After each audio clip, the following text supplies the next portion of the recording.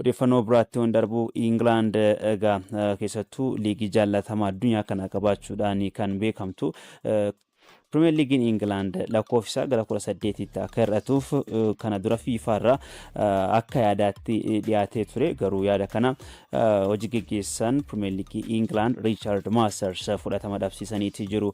Egaa sababiin FIFAn yaada kana dhiyeesseef sababa waancaa addunyaatiin wal qabatee kilaboonni yookiin taphattoonni akka taphni isaaniitti hin heddummaanneef yaadee Premier League in England baay'ina kilaboota 20 irraa gara 18tti akka hir'isuudha kan yaada dhiyeesse.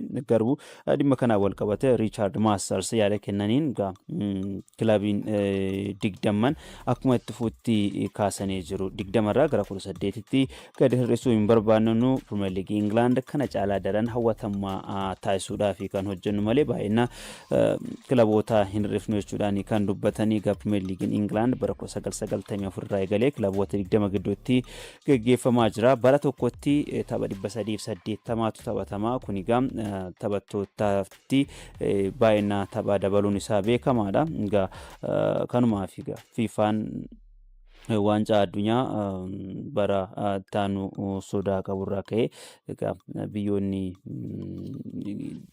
keessattuu liigoonni gurguddoon akka Premier League England baay'ina liigota yookiin kilaboota isaanii akka hir'isaniif yaada kan dhiyeesse. Sanas ta'e kana garuu liigichaan kilabni hir'ifamu akka hin jirredha Richard Masters kan kaasanii. Egaa kun sadarkaa yaadaatti yoo ta'e malee Premier League England hawwatamummaan isaa beekamaadha. Akkuma addunyaattu jalqaba irratti eerama. Egaa baay'ina kilaboota hir'isuun caasaa jaallatamaa liigichaa kana balleessuu waan danda'uuf kun waan hin yaadamne durumaa FIFAn sadarkaa yaadaatti yookiin gorsaatti yaada kana dhiyeessuun isaa fudhatama kan arganne waanuma beekamu jechuudhaan BBC'n kan barreesse.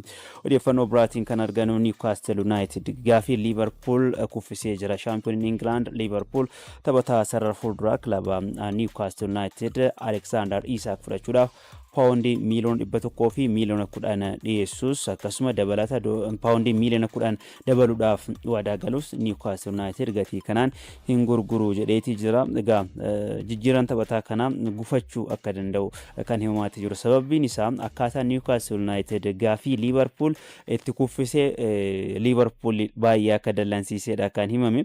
Egaa taphataa kanaaf Newcastle United paawundii miiliyoona 100 fi miiliyoona 50 akka barbaaduudha kan dubbate.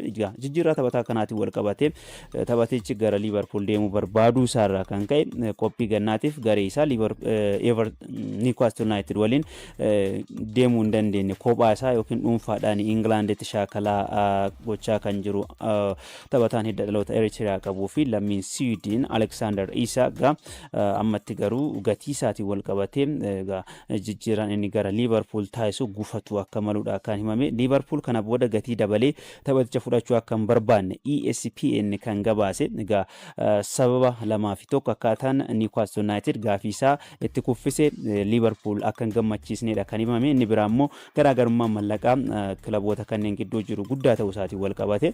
Egaa Liverpool karoora isaatiitti ammatti paawundii miiliyoona 100 fi miiliyoona 10 kaffalee adeemsa keessa immoo paawundii miiliyoona 10 dabaluun walumaa galatti paawundii miiliyoona 120 kaffaluudhaaf kan karoorfate. Egaa Newcastle United garuu paawundii miiliyoona 150 kan barbaadu.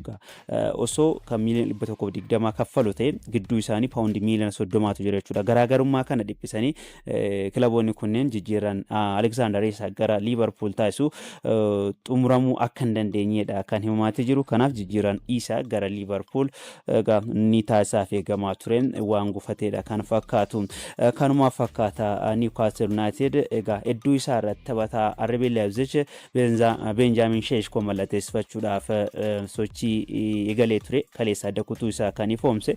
Egaa kilabichi ammatti Isak kilabicha keessa kan ture yoo ta'e taphataa bakka isaa bu'uu danda'u mallatteessifachuudhaaf karoora humaayyuu akka hin qabne beekamaadha. Bakka isaa Benjamin Šeško mallatteessifachuudhaaf yaalaa kan ture. Kaleessa garuu guutumaan guutuutti jijjiirraa Šeškootiin wal qabatee gaafii kamiyyuu amma booda kan dhiyeessinedha kan murteesse. Egaa Šeškoon amma maqaan isaa England keessatti Manchester United qofa waliin kan hafe jechuu dandeenya. Egaa taphataan kun egaa kilaboota hedduu waliin maqaan isaa ka'aa ture. Arsenaal waliin ka'aa ture jira. Boodarraa Yokoreej mallatteessifatee Arsenaal boodarraa Newcastle United taphataa kana barbaadaa ture. Amma immoo Newcastle dhiisuu isaa erga beeksisee booda Manchester United qofaatti hafee jira. Carraa Manchester United Benjamin Sheshko mallatteessifachuudhaaf qabu ol aanaa akka ta'e ibsamee jira. Newcastle United Ole Watkins mallatteessifachuudhaaf ammatti gaafii dhiyeessuudhaaf kan haalduree xumure ta'uusaa gabaasni kun ni addeessa.